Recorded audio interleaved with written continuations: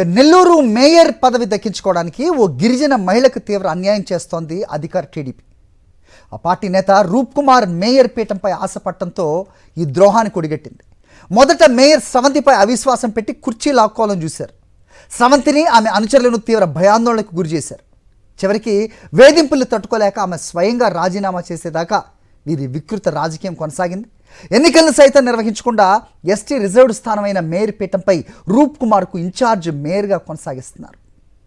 2021 Nellore corporation municipal ఎన్నికల్లో వైఎస్ఆర్సీపీ 54 స్థానాలు కైవసం చేసుకుని క్లీన్ స్వీప్ చేసింది.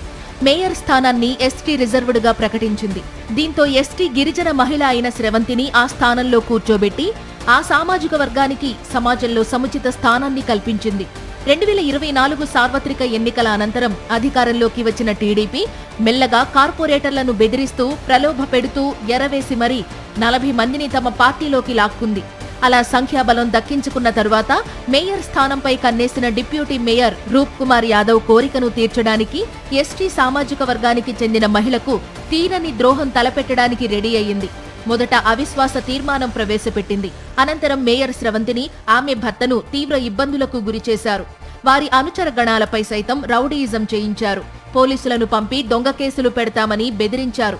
చివరికి స్రవంతి స్వయంగా తన చేతులతో రాజీనామా చేసేలా నీచ రాజకీయాన్ని నడిపారు. మేయర్ స్రవంతి రాజీనామా అనంతరం తనకు జరిగిన అన్యాయంపై భావోద్వేగానికి గురయ్యారు.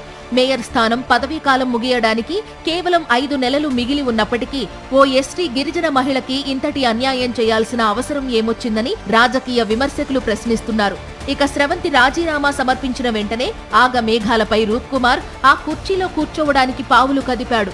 రాజీనామాని ప్రభుత్వం నుండి ఆమోదిస్తున్నట్లు ప్రకటించడం, ఆ వెంటనే కార్పొరేషన్ సమావేశం నిర్వహించి కార్పొరేటర్లతో ఇన్ఛార్జ్ మేయర్ పదవికి ఆమోదం ప్రకటించుకోవడం జరిగిపోయాయి.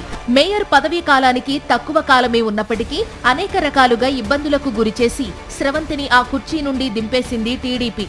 అసలే నెల్లూరు మేయర్ స్థానం ఎస్టీ రిజర్వ్డ్. ఆ స్థానంలో నేడు మరో సామాజిక వర్గానికి చెందిన రూప్ కుమార్ ను ఇన్ఛార్జ్ మేయర్ పేరుతో ఎన్నికలు నిర్వహించకుండా కొనసాగించడం ఎంతవరకు సమంజసం?